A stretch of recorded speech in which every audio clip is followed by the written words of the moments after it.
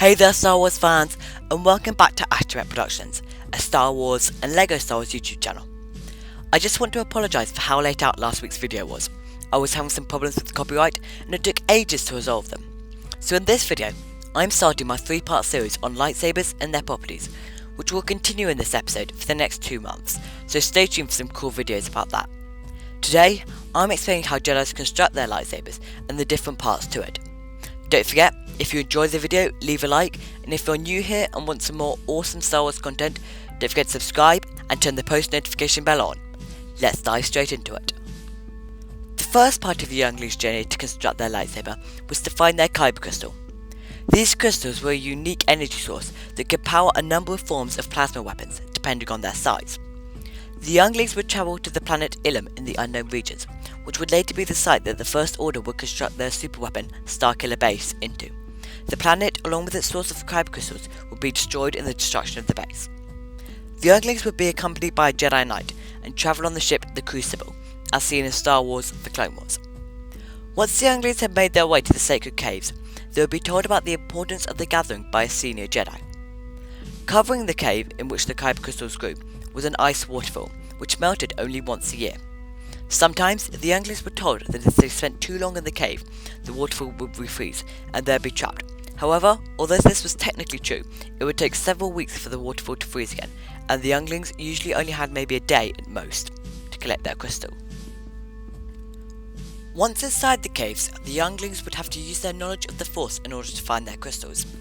The crystals would be in places where the younglings would have to face their fears in order to reach, or they would have to use specialist skills. If a youngling picked the wrong crystal, it would soon melt, and they would be forced to return to the cave for another.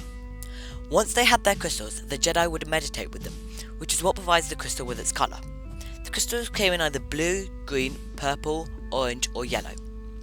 The red crystals used by the Sith are synthetically created using Sith alchemy.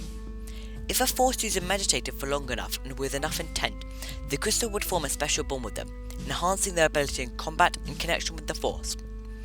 Often, a Jedi would return to Ilum to collect another crystal, either for a second lightsaber, or to adapt their own so that they can vary the length of the blade. If a Jedi wanted to be able to change the blade length, the generally agreed number of crystals was 3. If a Jedi were to return to Ilum to collect more crystals, they would generally be alone, and the process would be much less ceremonial. Once the crystal had gained its colour, the younglings would return to the Crucible to visit Professor Huang. Huang was a droid but an expert in lightsaber construction, and had been working with the Jedi for centuries.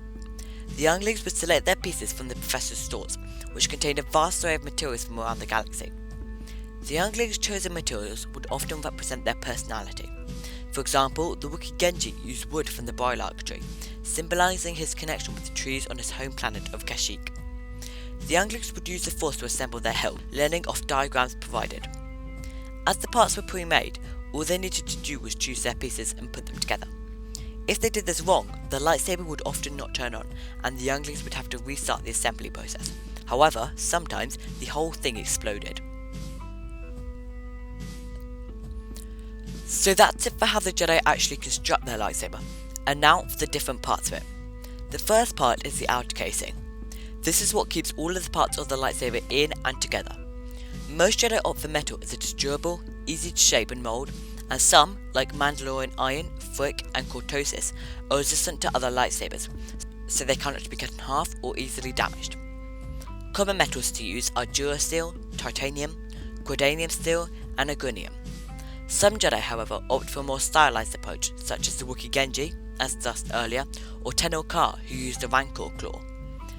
The next part is the power assembly, which consists of the power cell, the field conductor, the vortex rings, the power insulator, the energy gate, and the recharge socket. The power assembly was usually located in the lower section of the lightsaber to provide easy access to the recharge socket. The power cell stands in the center of the assembly and produces the energy needed for the lightsaber to function. These usually need to be replaced every few years or so, depending on how much the lightsaber has been used, unless it is rechargeable, in which case it would have to be recharged after roughly the same amount of time. This process could take several days to complete. The field conductor simply directs all energy produced by the power cell up into the hilt, so no energy is unnecessarily wasted. The vortex rings concentrate the power, ensuring the blade stays stable and efficient. The power insulator protects the blade from surges using resistance shielding. And finally, the energy gate, located at the top of the power assembly, channels the power up into the hilt. The third section is the focusing crystal chamber and assembly. The focusing crystal, which is the Kyber crystal that the younglings picked, focuses the large amount of energy surging through the energy gate into a narrow, tight beam of plasma. Several crystals can be used if the Jedi feels it is necessary. The crystal must be very carefully placed inside the chamber. If it is even slightly in the wrong position, it could cause the energy to rebound back into the hilt, making the lightsaber explode. Directly above the crystal is the focusing lens, which further focuses the blade. The lens can be of many different materials, however duraglass is the most common. In sabers with a curved hilt, several focusing lenses are used to bend the direction of the plasma. The next section is the emitter, which is made up of the blade energy channel, cycling field energizers, modulation circuits, and the emitter matrix.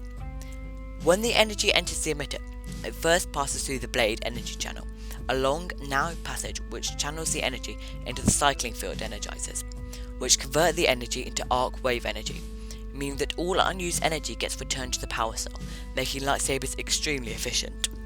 The modulation circuit activates the cycling field energizers and sends the unused energy back to the power cell.